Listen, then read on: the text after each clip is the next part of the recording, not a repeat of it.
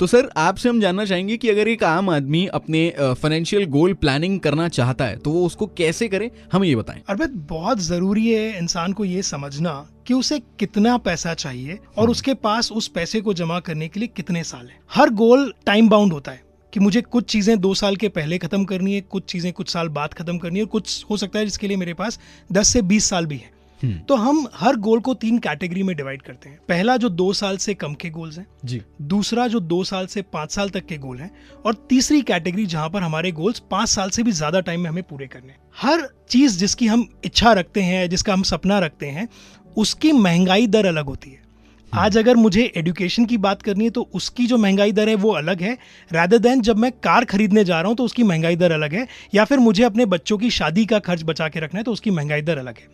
तो हमें ये ध्यान रखना पड़ेगा कि जिन गोल्स को हम 2 साल से कम समय में पूरा करना चाहते हैं उसके लिए हमें ऐसे एसेट क्लासेस चूज करने हैं जहां पर हमारी रिस्क कम हो, जैसे कि एफडी हो गया या लिक्विड फंड्स हो गए, जहां पे हमारा पैसा डूबने का स्कोप ना हो।